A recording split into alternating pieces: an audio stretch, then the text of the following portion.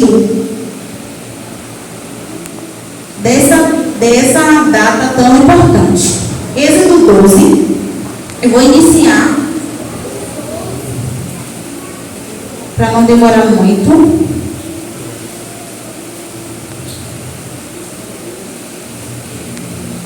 Aleluia, glória a Deus.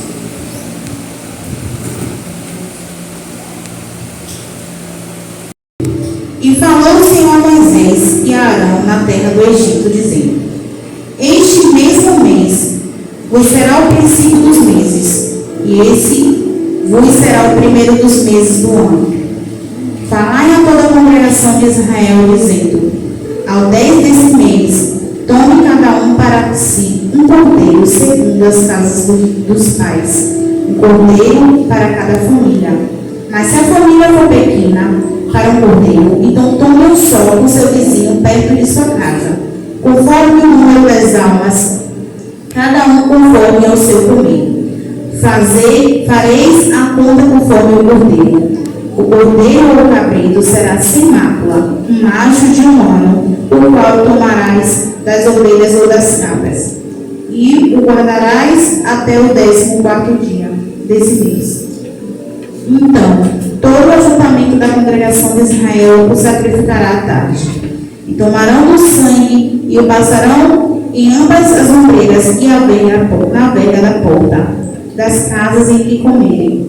E naquela noite comerão a carne assada no fogo, com pães sem fermento, com ervas amargosas a comerão. Não comereis dele cru nem cozido em água, senão assado no fogo, a sua cabeça com seus pés e com a sua fressura. E nada dele deixareis até amanhã. Mas o que dele ficar até amanhã, queimareis no fogo. Assim, pois, comereis os vossos lombos cingidos, os vossos sapatos nos pés e o vosso cajado na mão. O comereis apressadamente. Esta é a Páscoa do Senhor. O mês passado, mês que se passou, o mês de abril, foi comemorado uma data importante, porém, que não é dado o verdadeiro sentido e ensinado o verdadeiro sentido para cada criança.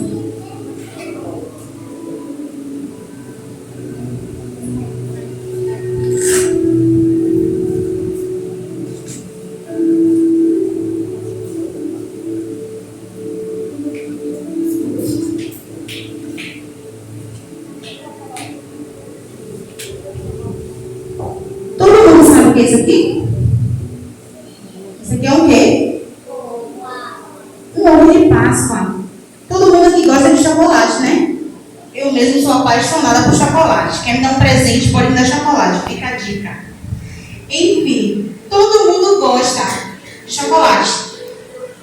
E com isso, o comércio entende que todo mundo gosta de chocolate. Então ele criou algo para prender a atenção e muitas das vezes o consciente da criança, que o verdadeiro sentido da Páscoa é o coelhinho e o ovo, não é isso?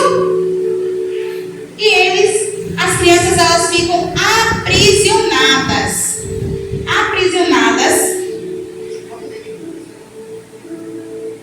com esse pensamento de que o sentido da Páscoa é o chocolate e o coelhinho.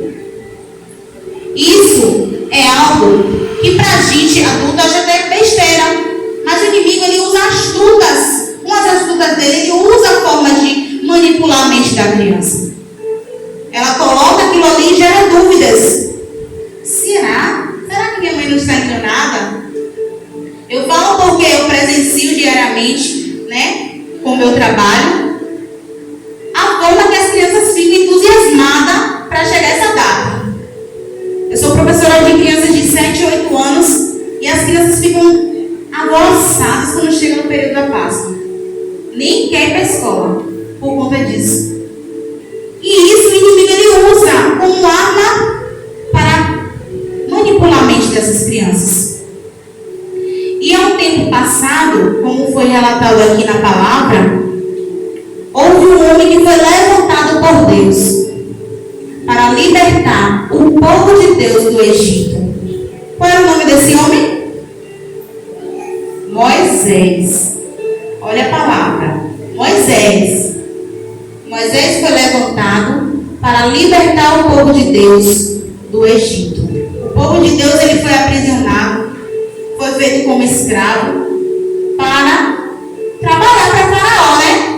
Um trabalho pesado e não ganhava nada. Não recebia nada por isso. Deixa eu pegar aqui a numeração aqui, ó.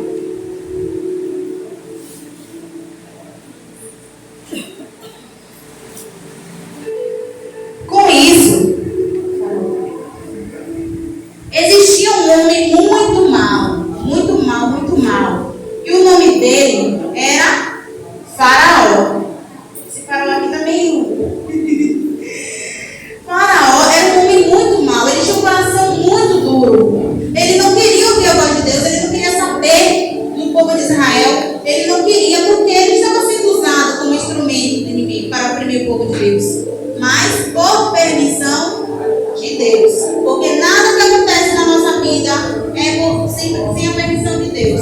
Temos o direito de escolha e Deus ele permite que aconteça. Porque até a morte é ordenada pelo Senhor. Não existe nada que seja fora do controle de Deus. E aí aquele homem não queria libertar o povo de Deus da escravidão. O que foi que Deus fez? Deus permitiu que viessem 10 pragas para que aquele homem amolecesse o coração e libertasse o seu povo. A primeira praga, alguém sabe me dizer? Ele transformou o quê? A água em sangue. A segunda praga foi o quê? Sapo. A terceira praga foi o piolho. Imagine aí todo mundo se coçando, cheio de piolho. E mesmo assim aquele homem não amolecia o coração dele. Porque às vezes a gente endurece o nosso coração em determinadas situações. E é difícil, mesmo passando por provações, a gente não muda nosso pensamento. Não é só o pensamento de, foi Faraó, porque Faraó não conhecia, mas nós como servos de Deus, muitas das vezes endurecemos com algo, é aquilo. Mesmo passando por provação, a gente permanece com aquele pensamento, sem saber que aquelas provações que estamos passando é a permissão de Deus para que a gente fuja daquilo que a gente acha certo e Ele vai ver que na frente vai ter consequências. Então, continuou as pragas. A quarta praga foi mosca. A quinta praga morreu todos os animais. Os animais ficavam doentinhos, tá vendo? E morreram. A sexta praga vieram umas feridas, né? Úlceras na pele daquele povo. Imagine, uma ferida já incomoda. Imagine várias feridas e mesmo assim aquele faraó mau não se comoveu. A sétima praga foi uma chuva de pedras. Tá vendo? A oitava praga foram o quê? Gafanhoto. A nona praga, o dia virou noite. Ficou tudo escuro. E a 10ª praga foi a pior. A 10ª praga, alguém sabe me dizer qual foi? A morte dos primogênitos. Tia, o que é primogênito? Aquele filho que nasce primeiro. O primeiro filho. Só que, como foi que aconteceu essa praga? Como foi que aconteceu antes de tudo isso acontecer? Antes da praga acontecer? Pode ser aqui, porque eu estou mais visual. E aí, o que aconteceu? O Senhor falou com Moisés: fale com o Faraó que vai vir um anjo da morte e vai levar todos os primogênitos. Mas para que o povo de Deus, para que o meu povo não morresse, você vai fazer dessa forma. Porque Deus, Ele nos dá instrução. Deus, Ele não faz nada sem avisar. Só que muitas das vezes o nosso ouvido não está atento à voz do Senhor. E é o que aconteceu. O Senhor falou a Moisés: vai lá, pega aquela ovelhinha, né? A novinha, não é velha não, porque muitas das vezes a gente quer dar uma coisa velha, quer dar uma coisa, não quero mais não, vou dar. Deus Primeiro, acordamos ao nosso primeiro, logo cedo, quando a gente acorda, a gente abre nossos olhos, muitas das vezes a gente pega o celular. Muitas das vezes a gente, vai ver a hora, quando vai ver já está mexendo. Deus, ele gosta de primícia. Quantas vezes a gente se passa e não abre nossos olhos e agradece a Deus pelo fato de abrir os nossos olhos? Porque muitos dormem e não acordam. Muitos dormem e levantam com algum problema de saúde. Muitos estão lá nos hospitais, chorando, pedindo a Deus para tirar dali. E nós estamos aqui, tendo a oportunidade de estar na casa do Senhor. E muitas das vezes não viemos com o coração aberto para ouvir a palavra, para engrandecer o nome dele. Então, Deus, ele gosta de primícia. Pega aquela ovelhinha novinha. E eu não quero cozido, não é para cozinhar, é para assar.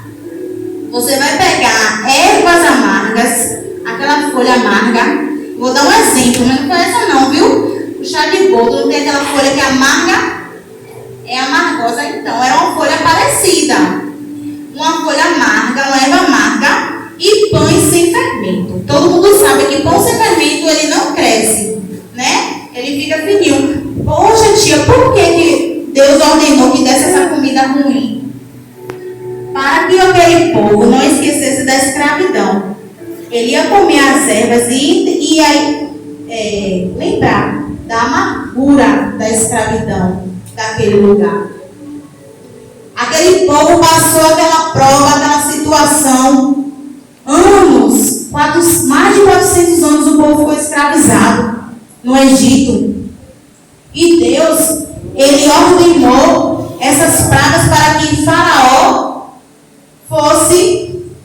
libertasse o seu povo.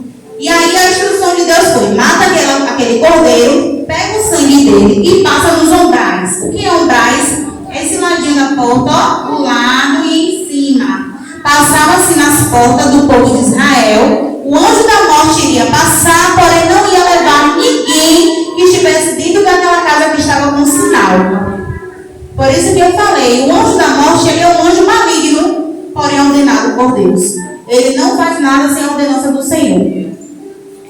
E aí, aquele anjo passou e matou o filho de Faraó, o único filho que ele tinha. Faraó ficou todo triste. Como é que não fica triste? Ele perdeu o seu bem, que é o seu filho, o seu amor. Então Deus permitiu que tocasse no sensível dele, naquilo que ele tinha como precioso, para que ele libertasse o povo. E ele libertou o povo? Libertou o povo. Passou anos e anos e anos, aquele povo foi para o deserto, reclamando, mesmo saindo lá da escravidão, reclamando, esqueceram que Deus permitiu que acontecesse para eles saírem dali. Porque assim, a gente vai, ora, Senhor, me tira dessa situação, eu não suporto mais, Senhor, eu não vou aguentar. Quando Deus tira, esquece de orar, esquece de ler a Bíblia, esquece de tudo. Mas o Senhor, ele permite essas coisas para que a gente venha